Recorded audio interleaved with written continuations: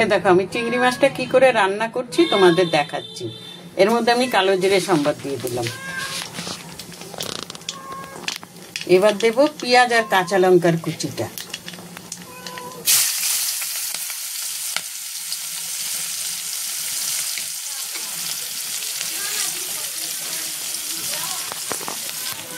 এবার আমি আলুটা দিয়ে দিচ্ছি।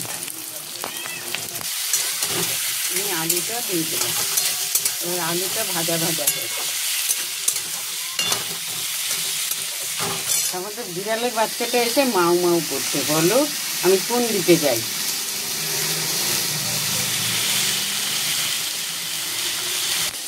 আচ্ছা, আমি চিংড়ি মাছটার মধ্যে কি মশলা দেবো দেখো। আমি সামান্য জিরে দিয়েছি, কাশ্মীরি লঙ্কার গুঁড়ো, নুন, হলুদ। তার কারণ আমি কাশ্মীরি লঙ্কা এই কারণে দেই, আমি সব কিছু রান্না করি কাঁচা লঙ্কা দিয়ে। এই দেখো কাঁচা লঙ্কা, দেখেছো? আমি যা কিছু রান্না করি কাঁচা লঙ্কা দিয়ে। আমি শুকনো লঙ্কার গুঁড়ো খেতে পারি না, আমার পেট জ্বালা করে। তাহলে এটা ভাজা ভাজা হোক। এই দেখো রান্না বন্ধ করে দিয়ে এবার বিড়ালটাকে একটু দুধ গরম করে দেবো। এই দেখো আলুগুলো ভাজা ভাজা হয়ে গেছে। এবার আমি টমেটোটা দেবো।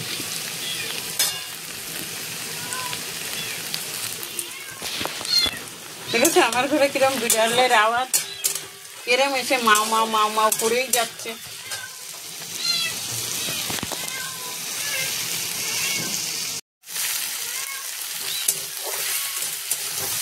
এই দেখো এগুলো ভাজা ভাজা হয়ে গেছে। এবার আমি এই মশলাটা দিয়ে দিলাম।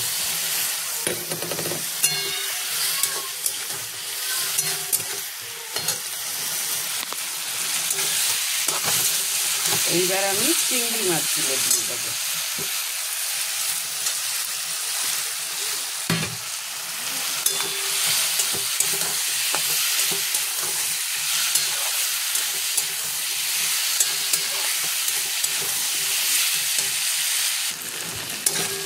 এই দেখো মশলাটা কষা হয়ে গেছে। এবার আমি এটার মধ্যে না সামান্য জল দেবো। কেন বলো তো? আলু তো সিদ্ধই হয়ে গেছে, আর এটা একদম শুকনো শুকনো করবো।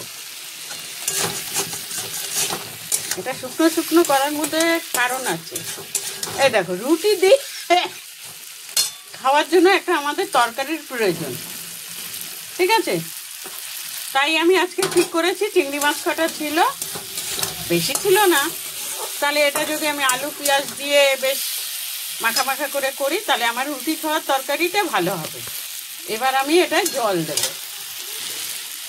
এই যে জল দিচ্ছি, জল আমি এইটুকু নিয়ে দেবো। তার কারণ আলু আমার সিদ্ধ হয়ে গেছে, ওই জন্য আমি জল অল্পই দিলাম। তাহলে রান্নাটা হোক।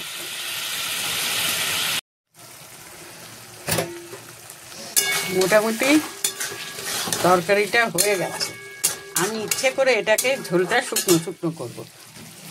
রুটির তরকারি একটু শুকনো শুকনোই ভালো লাগে। এই দেখো ধনে পাতা দিয়ে দিলাম। আমি ধনে পাতাটা একটু বেশি করে দিলাম। দেখো এখন ধনে পাতা অবশ্য আমরা 12 মাস খাই এখন, তবু ধনে পাতাটা দিলে তার টেস্টটা খুব আলাদা হয়। দেখেছো? তোমরাও বন্ধুরা করে খেতে পারো এরকম রুটি খাওয়ার তরকারি। অল্প চিংড়িতে হয়ে যাবে। আরে চিংড়ি মাছের গন্ধই আলাদা।